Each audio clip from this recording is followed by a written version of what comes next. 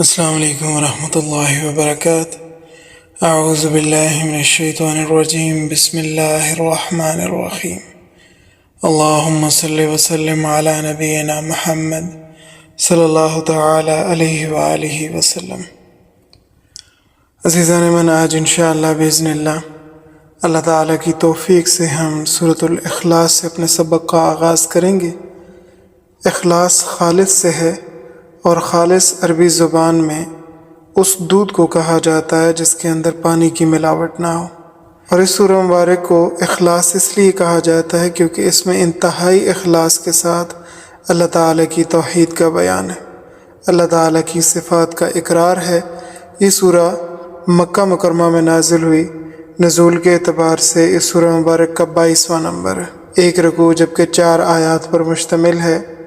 یہ سورہ مبارک مکہ مکرمہ میں اس وقت نازل ہوئی جب کفار کا ایک وفد حضور علیہ الصلوۃ والسلام کی خدمت میں حاضر ہوا، اور انہوں نے آ کے سوال کیا کہ آپ جو ہمارے خداؤں کو برا کہتے ہیں، ان کی عاجزی اور بے کسی کو بیان کرتے ہیں، بھلا بتائیے تو صحیح کہ آپ کا خدا کن صفات کا مالک ہے، اور کس چیز سے پیدا ہوا اور اس سے کیا چیز پیدا ہوئی ہے۔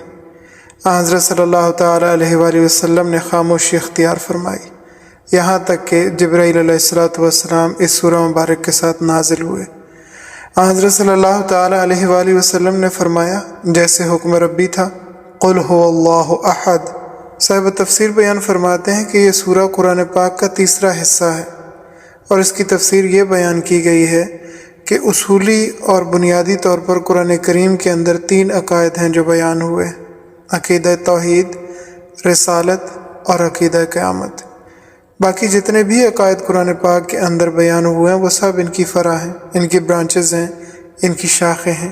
اس سورہ میں عقیدہ توحید بیان ہوا ہے تو یہ قرآن کا تیسرا حصہ ہوئی، لیکن اکثر اور جمہور فقہاء کرام اور محدثین عظام رحمہ اللہ تعالیٰ علیہم اس کا یہ مطلب بیان فرماتے ہیں کہ جو آدمی ایک دفعہ سورہ اخلاص پڑھے گا، اللہ رب العالمین اس کو اپنے فضل و کرم سے قرآن پاک کے تیسرے حصے یعنی 10 پاروں کے برابر پڑھنے کا ثواب عطا فرمائیں گے۔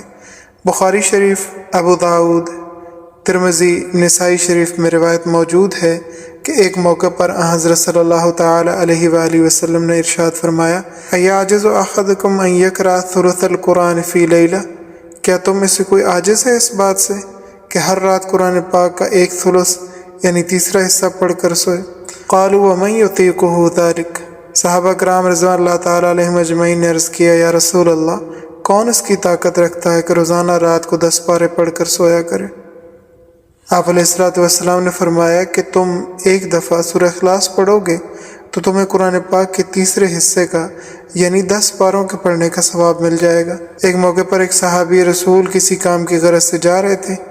حضرت صلی اللہ تعالیٰ علیہ وآلہ وسلم نے ان کو روکا اور فرمایا، اقرأ علیکم ثلث القرآن، رکو، میں تمہیں تہائی قرآن پاک پڑھ کر سناتا ہوں۔ وہ پریشان ہوئے کہ ضروری کام کے لیے جلدی جانا ہے، اور حضرت صلی اللہ تعالیٰ علیہ وآلہ وسلم کا حکم بھی ہے، اسے بھی نظر انداز نہیں کیا جا سکتا، اور تہائی قرآن پاک 10 پارے قرآن ہیں، ان کو سننے میں تو کافی وقت لگ جائے گا۔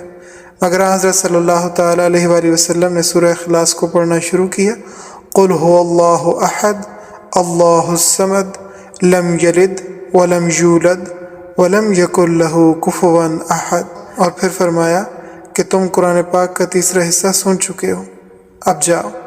وہ بڑے خوش ہوئے۔ حضرت صلی اللہ تعالی علیہ وآلہ وسلم کا معمول تھا کہ فجر کی سنتوں میں پہلی رکعت میں قُلْ يَا أَيُّهَا الْكَافِرُونَ پڑھتے اور دوسری رکعت میں سورہ اخلاص کی تلاوت کیا کرتے تھے۔ اسی طرح 7 چکر طواف کے پورے کرنے کے بعد جو 2 رکعت مقام ابراہیم کے پاس پڑھی جاتی ہے، ان میں بھی آپ علیہ الصلوۃ والسلام پہلی رکعت کے اندر قُلْ يَا أَيُّهَا الْكَافِرُونَ اور دوسری رکعت میں سورہ اخلاص پڑھا کرتے ہیں۔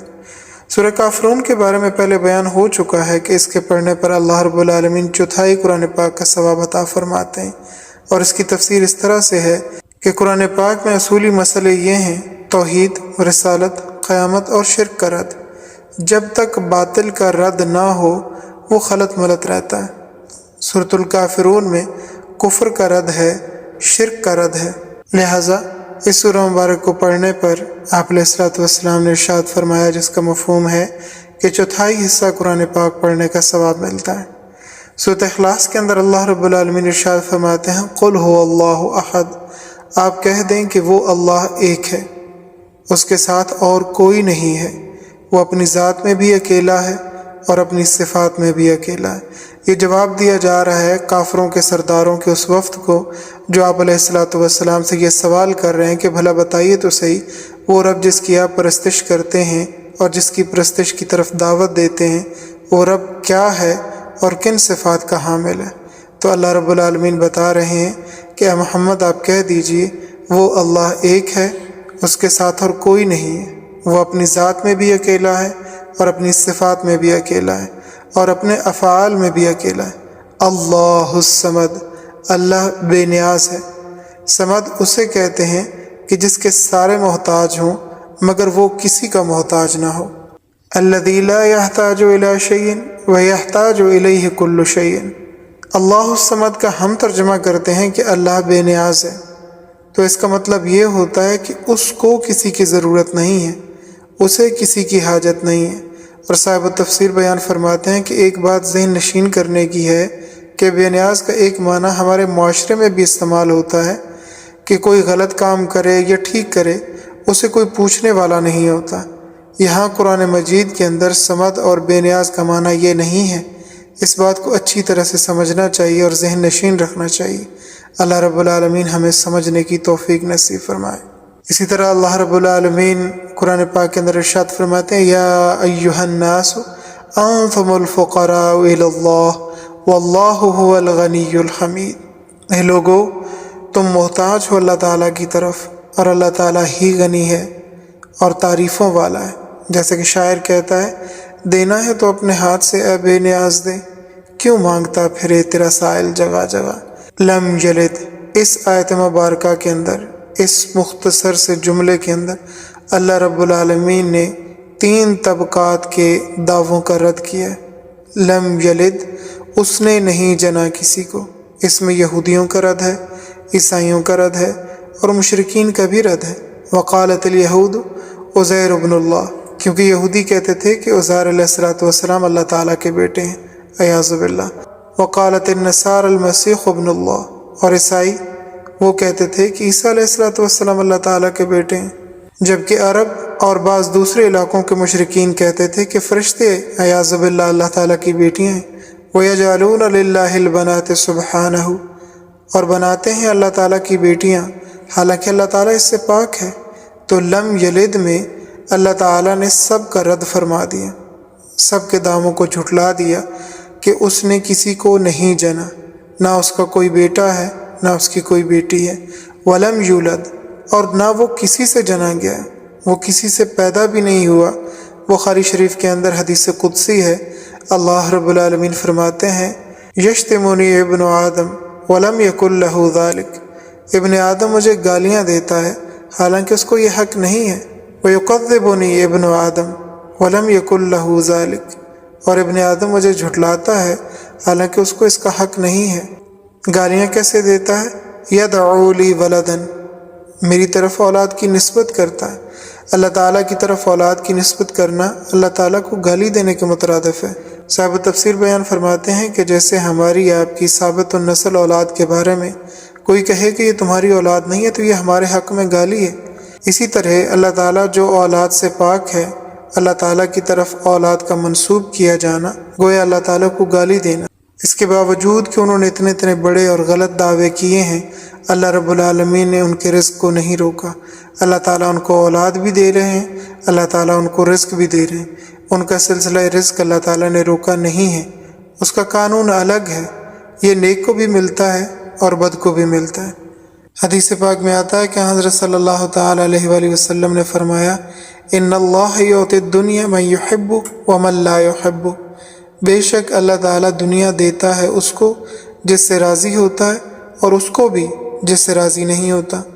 لہذا دولت کی وجہ سے یہ سمجھنا کہ فلاں اللہ تعالیٰ کا پیارا بن گیا ہے، یہ درست نہیں ہے۔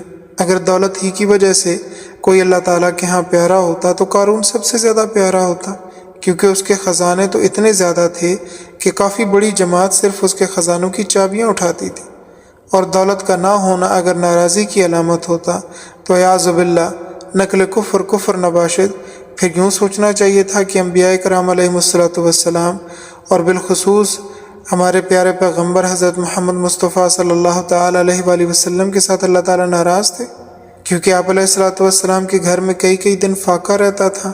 آپ علیہ الصلوۃ والسلام اور امہات المومنین اکثر اوقات کبھی کھجوروں کے ساتھ گزارا کر لیتے، کبھی دودھ پی لیا کرتے۔